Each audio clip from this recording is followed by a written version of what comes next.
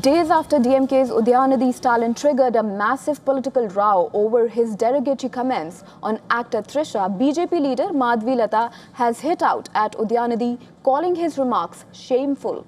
In a post on X, Madhavi Latha called the remarks an attempt at character assassination and a case of clear political vendetta. Further, she urged Tamil Nadu Chief Minister Vijay to take strict legal action to protect the dignity of women in the state. She also urged the TVK to use its massive mandate to usher in wider reforms. On August 4th, high political drama unfolded in Chennai when police arrested Udhayanidhi Stalin from his residence. The arrest followed an FIR against Udhayanidhi over the derogatory remarks. Multiple charges, including insulting a woman's modesty, were filed against the DMK leader. Later, Udhayanidhi Stalin was released after questioning as directed by the Madras High Court. However, the remarks were widely condemned by parties across the political spectrum.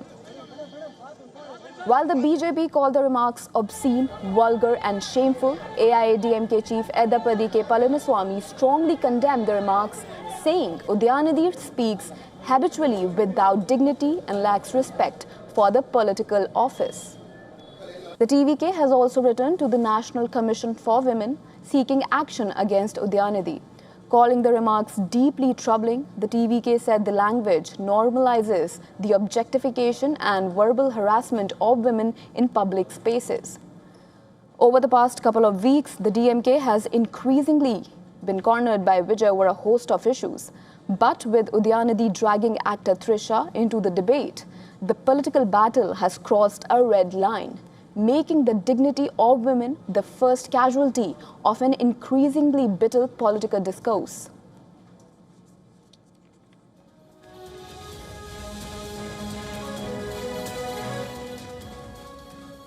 Our principal correspondent Siddharth MP, who is tracking all the developments, is joining us live. Siddharth, I want to start with Karnataka first. Is this the first time that there is no woman in the cabinet? Is there pressure on DK Shiv Kumar now to include women faces?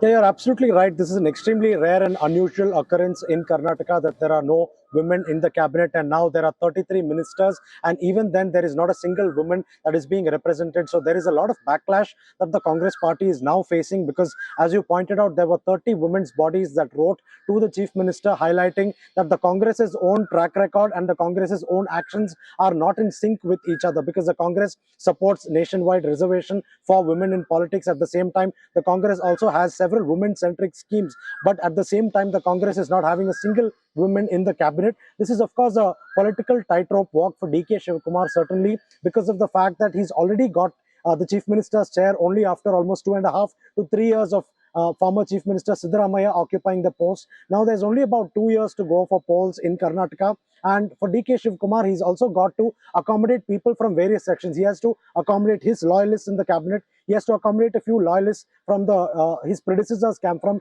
Siddaramaiah's camp. In addition to that, there have to be people from various communities: the Vokkaliga community, the Lingayat community, the Muslim community, Christian community, Kuruba community, then SC, ST. So it has to be a wide spectrum and a wide mix assortment of people from various communities in his cabinet. That's how it is supposed to be. But unfortunately now, while much of that has fallen in place, the women factor remains missing. And yes, that is a major setback, because as far as the Congress is concerned, now there will be questions that will be raised against their stance, because in many constituencies that the Congress won, clearly there were majority women voters. But now what will they answer to those women voters? That is the question that DK Shiv Kumar is facing. On the other front, there are also several disgruntled elements, disgruntled MLAs who are unhappy that they were not accommodated in the cabinet. So certainly a political tightrope walk for Chief Minister Shiv Kumar. Right. And now coming to Tamil Nadu, what has been the response to Udhayanidhi's remarks on the ground? What is the sense you are picking up from women in the state? And is this a new low in Tamil Nadu politics?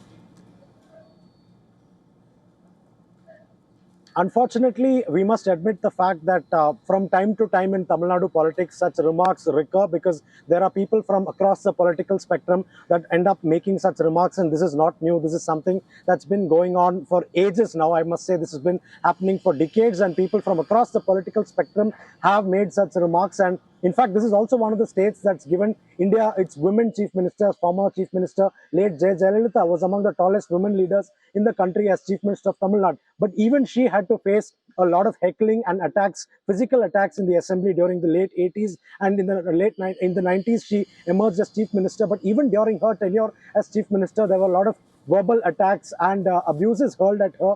But this is how things have unfortunately been. And now this is yet another unfortunate chapter that has unfolded, because even prior to the elections, the recent Tamil Nadu elections that took place this summer, there were also remarks made by people from other parties against the particular actor who is, considered a close friend of actor and now Chief Minister Vijay. So such kind of remarks, I must say, are not new. And this is a very unfortunate trend. And as for the overall response to these remarks, all political parties from across the spectrum have condemned these remarks, but at the same time they've also condemned the police action and said that this kind of police action hastily being undertaken against the leader of opposition is also unnecessary. So most political parties are taking the stance that the comments are unwarranted, at the same time the police action is unwarranted. As for the women itself, this is an unfortunate reality that people have to contend with and deal with, because women in public life, women who are high achievers in their field, it's unfortunate that their names are being dragged into a field where they're not even connected. Earlier,